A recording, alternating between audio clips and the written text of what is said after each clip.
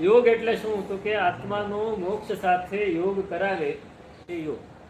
એ યોગના 5 દ્વાર છે. એમાં સૌથી પહેલું દ્વાર છે અધ્યાત્મ. જ્યાં સુધી આપણને આત્મા સાથેની જોડાણ નહીં થાય, આત્મા સાથેનું જોડાણ નહીં થાય, ત્યાં સુધી આપણો યોગ શરૂ નહીં. સંસારથી બહાર નીકળવા માટે, મોક્ષ તરફ જવા માટે એક જ સાધન છે યોગ. અને એ યોગમાં પ્રવેશ કરવા માટે અધ્યાત્મ એ મુખ્ય વસ્તુ. પહેલું અધ્યાત્મ, પછી ભાવના, પછી ધ્યાન, પછી સમતા અને પછી વૃત્તિ સંક્ષય. 5 દ્વાર કહે છે. આપણે અધ્યાત્મ ઉપર જ ફોકસ કરવું છે. સૌથી પહેલા આપણે પહેલો દ્વાર જ નહીં ખુલે તો આગળના 4 નહીં ખુલે. એટલે સૌથી પહેલું છે અધ્યાત્મ, પછી છે ભાવના. ઘૂંટવાનું. પહેલા અધ્યાત્મ, પછી ભાવના, પછી ધ્યાન આવે છે. અને ધ્યાનનું ફળ છે સમતા.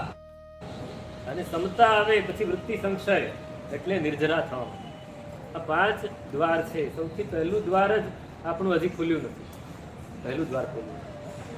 પહેલું દ્વાર ખોલવા માટે અંદરથી ઉઘાડ જોઈશે. આ દેહ અને આત્માનો જે ભ્રમ છે એ ભ્રમ છોડી દો.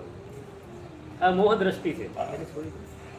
એ જ્યાં સુધી નહીં જાય ત્યાં સુધી અધ્યાત્મ તરફ દ્રષ્ટિ જ નહીં જાય.